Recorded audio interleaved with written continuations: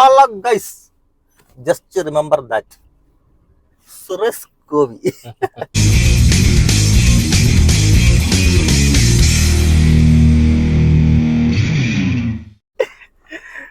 സംഭവം എന്താ അറിയോ?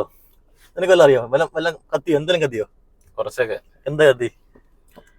നമ്മൾ സോഷ്യൽ മീഡിയ തുറക്കുമ്പോൾ കാണുന്ന ഒന്ന് രണ്ട് വാർത്തകൾ ഉണ്ടായിരുന്നു. എന്ന് വെച്ചാൽ നമ്മളിത് റിവ്യൂ ചെയ്യണമെന്ന് ഇങ്ങനെ റിയാക്ട് ചെയ്യണമെന്ന് വിചാരിച്ചല്ല. സംഭവം നമ്മുടെ ലോക്സഭയിൽ നമ്മുടെ കേരളത്തിൽ നിന്ന് നേരത്തെ മിനിസ്റ്ററായിരുന്ന രാധാകൃഷ്ണൻ, ഇപ്പം പുള്ളി MP ആണ്. പുള്ളി വഖഫ് ബില്ലാന്ന് തോന്നുന്നു, ഏതോ ഒരു ബില്ലിനെ പറ്റി സംസാരിച്ചിട്ടുണ്ട് അല്ലേ? അപ്പോൾ സംസാരിച്ചതിനകത്ത് ഇപ്പം ട്രോള് വന്നുകൊണ്ടിരിക്കുന്നത് സുരേഷ് ഗോപി പുള്ളി മലയാളത്തിൽ സംസാരിച്ചു, അത് മനസ്സിലാകാത്ത ആൾക്കാർ ഇരുന്നു. അത് കണക്ക് തന്നെ സുരേഷ് ഗോപി ഇംഗ്ലീഷിൽ രാധാകൃഷ്ണനെ എടുത്ത് അലക്കിയെന്നൊക്കെയാണ് ട്രോള് വന്നേക്കുന്നത്. സത്യത്തിൽ എന്തുവാ നീ കണ്ടല്ലേ? സംഭവം കണ്ടല്ലേ? അതിനകത്ത് രാധാകൃഷ്ണൻ വഖഫ് ബില്ലോട് ബന്ധപ്പെട്ടുള്ള വിഷയമാണ് സംസാരിച്ചത്, അത് ഭേദഗതി ചെയ്യുന്നതുമായി ബന്ധപ്പെട്ടുള്ള കാര്യങ്ങൾ സംസാരിച്ചത്. പക്ഷെ അവസാനം സുരേഷ് ഗോപി മല്യ മാസ് ഡയലോഗ് ഒക്കെ ആയിട്ട് വന്നതാണ്. അവസാനം എന്താണെന്നുള്ളത് നമുക്ക് ക്ലിങ് ആയിപ്പോയി. മൊത്തം കണ്ടാലേ സംഭവം മനസ്സിലാകുള്ളൂ. സംഭവം ഈ പറഞ്ഞ ട്രോളൊക്കെ സംഭവമാണ്. സുരേഷ് ഗോപി ഇംഗ്ലീഷിലാണ് സംസാരിച്ചത്, രാധാകൃഷ്ണൻ മലയാളത്തിലും. പക്ഷെ പാർലമെന്റിൽ ഒരു ഇതുണ്ട് എന്ന് വെച്ചാൽ നമുക്ക് നമ്മുടെ ഭാഷയിൽ സംസാരിക്കാം, മാതൃഭാഷയിൽ സംസാരിക്കാം. അപ്പൊ അവിടെ ഇരിക്കുന്ന ആൾക്കാർക്ക് കൊടുത്തേക്കുന്ന ആ ഹെഡ്സെറ്റിനകത്ത് ട്രാൻസ്ലേറ്റ് ചെയ്യാനുള്ള ഓപ്ഷൻ ഉണ്ടെന്നാണ് നമ്മുടെ അറിവ്. അപ്പൊ അതുകൊണ്ട് മലയാളത്തിലോ തമിഴിലോ എങ്ങനെ വേണം സംസാരിക്കുക. ഹിന്ദി സംസാരിക്കുന്നവരുണ്ടല്ലോ, എല്ലാവരും ഇംഗ്ലീഷിലല്ലോ സംസാരിക്കുന്നത്. ഹിന്ദി നമ്മുടെ രാജ്യത്ത് ഒരുപാട് മാറി എല്ലാം സംസാരിക്കാതെ ഇംഗ്ലീഷും മലയാളം എല്ലാം കൂടെ മിക്സ് ചെയ്ത് ഈ ഇംഗ്ലീഷ് അറിഞ്ഞുകൂടാത്തവര് പോയി ഇംഗ്ലീഷ് സംസാരിക്കുന്നതിനെക്കാട്ടി നല്ലതാണ് അറിയാവുന്ന ഭാഷയിൽ സംസാരിക്കുന്നല്ലേ. അപ്പൊ ഇതിന്റെ കാര്യത്തിനകത്ത് നമ്മൾ ആ വീഡിയോ കാണിച്ചു തരാം. ഇപ്പം ഇതിനകത്ത് അവസാനം കണ്ടതിന് ശേഷം തീരുമാനിക്കല്ല ഇത് സുരേഷ് ഗോപി പുള്ളിയെടുത്ത് അലക്കിയതാണോ, ട്രോളന്മാർ പറയുന്നത് ശരിയാണോ എന്നുള്ള കാര്യങ്ങളൊക്കെ നമുക്ക് അറിയാൻ പറ്റും. ഇതൊന്ന് കണ്ടോ? സുരേഷ് ഗോപിയെ ശ്രദ്ധിക്കുന്നുണ്ട്. ഒരു മുസ്ലിം ക്രിസ്ത്യൻ പേര് വന്നതിന്റെ പേരിലാണ് അത് ക്രിസ്ത്യാനിയാണ് എന്ന് തെറ്റിദ്ധരിച്ചുകൊണ്ട് വലിയ കലാപം നമ്മുടെ കേരളത്തിലുണ്ടായി. അതായത് ഹിന്ദു ദേവസ്വം ബോർഡിലേക്ക് 1987 പുള്ളി ഇതിന്റെ ഒരു ചരിത്രം പറയുകയാണ് രാധാകൃഷ്ണൻ. അപ്പം സുരേഷ് ഗോപി ഇത് കേട്ടോണ്ടിരിക്കുകയാണ്.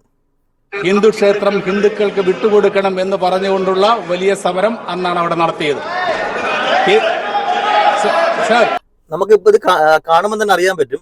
അവിടെ ഇത് പറയുമ്പോൾ തന്നെ ആൾക്കാർ അവിടെ നിന്ന് ബഹളം വെക്കുന്നുണ്ട്. അപ്പം നമുക്ക് എല്ലാവർക്കും അറിയാം, ഇവിടുന്ന് ആകെ 20-25 പേര് കാണും മലയാളം അറിയാവുന്ന ആൾക്കാർ. ബാക്കി ഹിന്ദിക്കാരും തമിഴരും ബാക്കിയുള്ള സ്ഥലങ്ങളിലുള്ള. അപ്പം പുള്ളി ഇത് പറഞ്ഞപ്പോൾ ഇത്ര ആൾക്കാർ ബഹളം വെക്കണമെങ്കിൽ അവർക്കിത് മനസ്സിലായിട്ടല്ലേ. അപ്പൊ ആദ്യം ഈ ട്രോള് ചെയ്യുന്നവരെ ആലോചിക്കണം ഈ പറയുന്നത് അവിടെ ഉള്ളവർക്ക് മനസ്സിലാവുന്നുണ്ടെന്നുള്ളത്.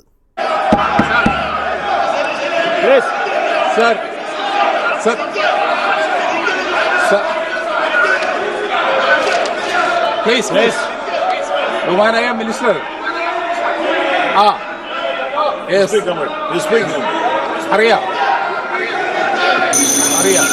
Sir, please conclude. Let me complete. Please conclude.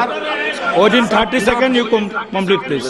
30 seconds. Sir, അതുകൊണ്ട് പുള്ളി അതിന്റെ രീതിയിൽ അത് പറഞ്ഞ് അവതരിപ്പിക്കുകയാണ്. എന്താ അതിനെപ്പറ്റി രാഷ്ട്രീയപരമായിട്ട് നമ്മൾ പറയുന്നില്ല, പക്ഷെ ഈ പറയുന്ന കാര്യങ്ങൾ വ്യക്തമായിട്ട് പുള്ളി പറഞ്ഞ് തീർക്കുന്നുണ്ട്. സംഭവം കൊണ്ട് തന്നെയാണ് പറയുന്നത്.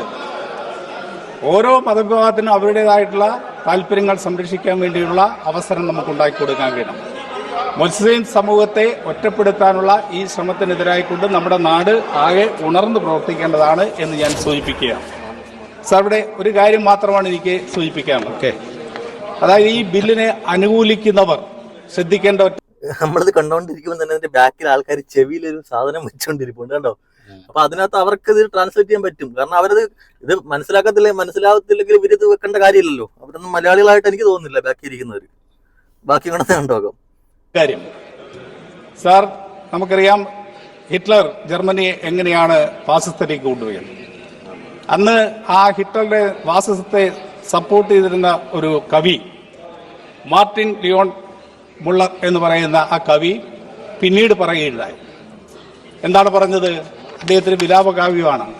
അദ്ദേഹം പറഞ്ഞു, അവർ ആദ്യം വന്നത് കമ്മ്യൂണിസ്റ്റുകാരെ തെരഞ്ഞാണ്. അപ്പോൾ കമ്മ്യൂണിസ്റ്റുകാരെ തെരഞ്ഞു വന്നു കഴിഞ്ഞ സമയത്ത് ഞാൻ അതിനെ എതിർത്തില്ല, കാരണം ഞാനൊരു കമ്മ്യൂണിസ്റ്റിലായി.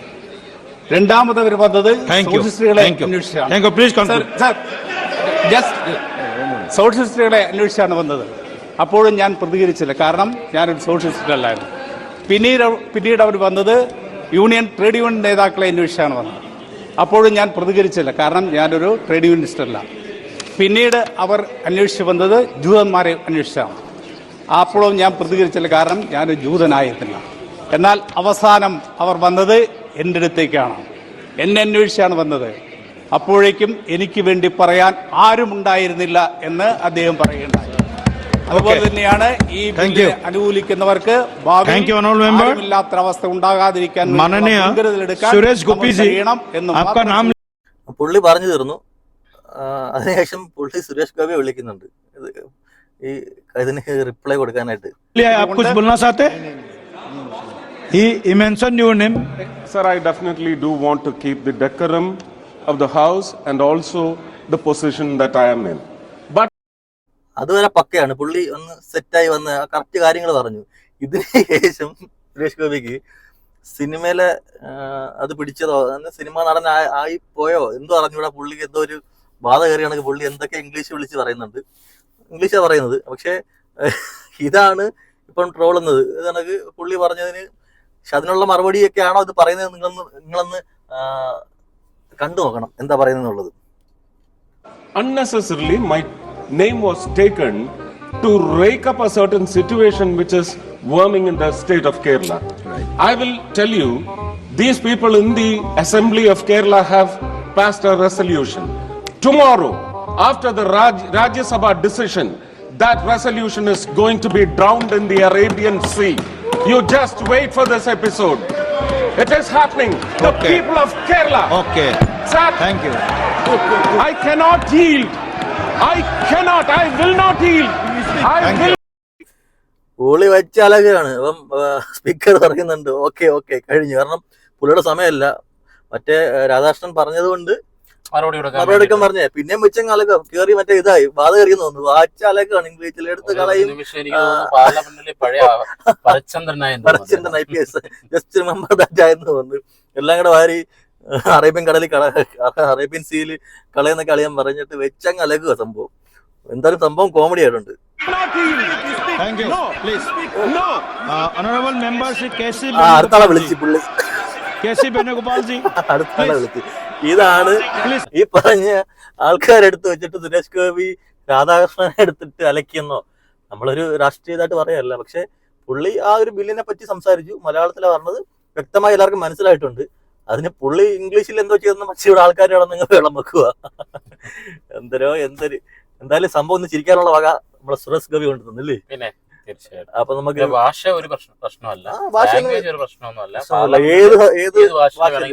ഇവിടുന്ന് പല നേതാക്കന്മാരും പോയിട്ട് ഇംഗ്ലീഷ് പറയുന്നേക്കാം. ആ ഇംഗ്ലീഷ് കേട്ടാ നമ്മളോട് LKG പിള്ളേർ ഇറങ്ങി ഓടും. ആ ലെവലിലുള്ള ഇംഗ്ലീഷ് പറയുന്നുണ്ട്. മുമ്പ് KV തോമസ് മാഷും അതണക്ക് തന്നെ IB ഈഡനൊക്കെ മലയാളത്തിൽ സംസാരിച്ചിട്ടുണ്ട്. അതെ, ഇഷ്ടംപോലെ സ്പീച്ച് ചെയ്യുന്നതിനിപ്പോ നമ്മള് അങ്ങനൊന്നുമില്ല. നമ്മളെ മാതൃഭാഷ എല്ലാ നേതാക്കന്മാരും എല്ലാ രാഷ്ട്രീയ പാർട്ടി നേതാക്കന്മാരും അവരുടെ ഇത് ലാംഗ്വേജ് സംസാരിക്കുന്നുണ്ട്. ഇവിടുന്ന് തന്നെ പല ആൾക്കാർ ഇപ്പം പറഞ്ഞ IB ഈഡനും പിന്നെ തോമസ് മാഷൊക്കെ സംസാരിച്ചിട്ടുണ്ട്, മലയാളത്തിൽ തന്നെ സംസാരിച്ചിട്ടുണ്ട്. അപ്പൊ അതിനൊന്നും വിഷയമൊന്നുമില്ല.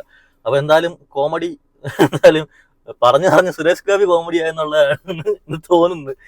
അത് എന്നാലും നമുക്ക് വേറൊരു വീഡിയോ ആയിട്ട് വീണ്ടും കാണാം. അതുവരെ ടാറ്റാ, ബൈ. See you.